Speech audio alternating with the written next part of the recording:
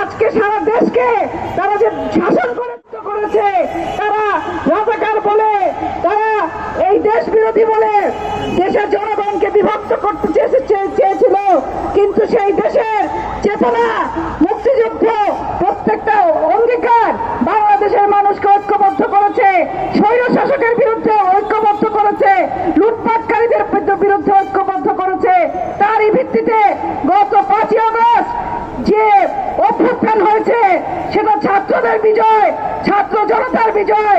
এই বিজয়কে আমাদের রক্ষা করতে হবে, যে কোনো মূল্যে আমাদের রক্ষা করতে হবে।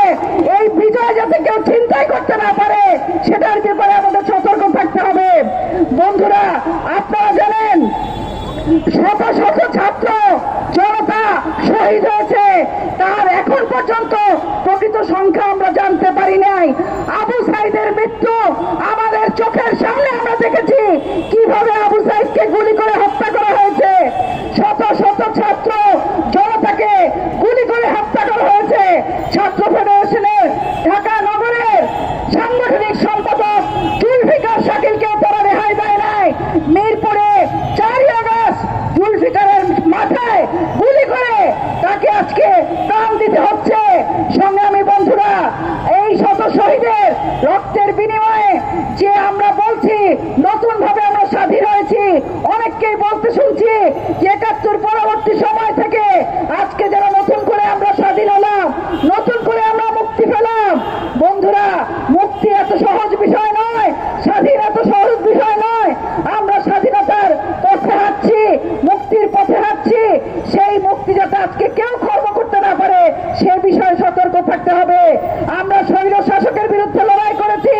ব্যক্তিগতভাবে কোন আওয়ামী লীগের নেতা, কোন আওয়ামী লীগের প্রাক্তন এমপি কর্মীদের বিরুদ্ধে আমাদের তাদের বাড়ি হামলা, তাদের লুটপাট করা, আগুন দেওয়া, এইগুলো আমাদের কাজ হতে পারে না।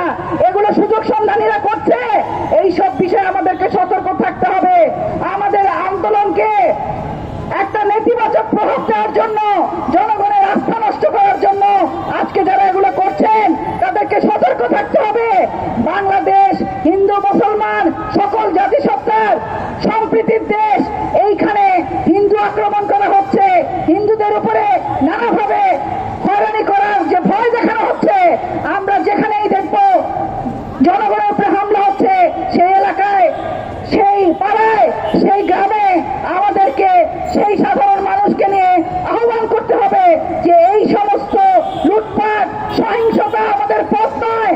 আমরা যে ফ্যাসিস্টদের বিরুদ্ধে লড়াই করেছি সেই ফ্যাসিস্ট রূপ নিয়ে আবার আমরা কাউকে দেখতে চাই না। সংগ্রামী বন্ধুরা, আমার প্রতিবেশী, আমার পরিচিত জন বা অপরিচিত জন যারা ক্ষমতায় ছিল, তাদের বাসার লুটপাট যখন কেউ করে, ভাঙচুর করে, সেগুলো দেখতে আমাদের লজ্জা লাগে। ব্যক্তিগত ভাবে, মানুষ হিসেবে, নাগরিক হিসেবে আমরা লুটপাটের রাজনীতি করি না, আমরা খুন খারাপির রাজনীতি করি না। আমরা মনে করি যে যারা এই কাজগুলো করছেন, এই সুযোগের ব্যবহার করার চেষ্টা করছেন, তাদেরকে আপনারা বিরত করুন এবং তাদেরকে এই যে আমাদের অর্জন, শত শত শহীদের রক্তের বিনিময়ে যে অর্জন হয়েছে, সেই অর্জন আপনারা দয়া করে ধূলিসাৎ হতে দেবেন না। সকলে ঐক্যবদ্ধ থাকুন। শাকিলের রক্ত, আবু সাইদের রক্ত, কারো রক্ত যাতে লুটপাট হতে না পারে, ছিনতাই না হতে পারে। পাড়ায় মহল্লায় যে ছাত্র জনতা নেমে এই অভ্যুত্থান করেছিলেন, তাদেরকে আমরা আহ্বান করতে চাই। এখনো সরকার গঠন হয় নাই। সংগ্রামী বন্ধুরা, যতক্ষণ পর্যন্ত সরকার গঠন না হচ্ছে, অন্তর্বর্তীকালীন সরকার আমরা দাবি করেছি, সেই সরকার যত দ্রুত সম্ভব গঠন করতে হবে। সকল মিথ্যা মামলা প্রত্যাহার করতে হবে। দমনমূলক যত মিথ্যা মামলা শ্রমিকের বিরুদ্ধে, নাগরিকের বিরুদ্ধে, ছাত্রের বিরুদ্ধে, সকল মামলা প্রত্যাহার করতে হবে। একই সাথে আমাদের এই অন্তর্বর্তীকালীন সরকার গঠনকালীন যে সময় দেশে একটা কঠিন ক্রান্তিকাল আমরা অতিক্রম করছি, আমাদের বিজয় আমাদেরকে রক্ষা করতে হবে। আমাদের যে অর্জন, সেটা আমাদের পাড়ায়, মহল্লায়, গ্রামে, গঞ্জে, সকল জায়গায় সম্মিলিতভাবে রক্ষা করতে হবে। কোনো সহিংসতা নয়, কারো উপরে হামলা নয়। আমরা ঐক্যবদ্ধভাবে আমাদের দেশটাকে গড়তে চাই। এই দেশ আমাদের, এই দেশের ধুলো, মাটি, সমস্ত কিছু আমাদের অধিকারের।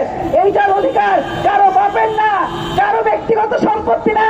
এই দেশকে রক্ষা করতে হবে। এই দেশের জান মাল সমস্ত কিছু রক্ষা করার দায়িত্ব আমাদের সকলের। সেই দায়িত্ব আমরা পালন করব।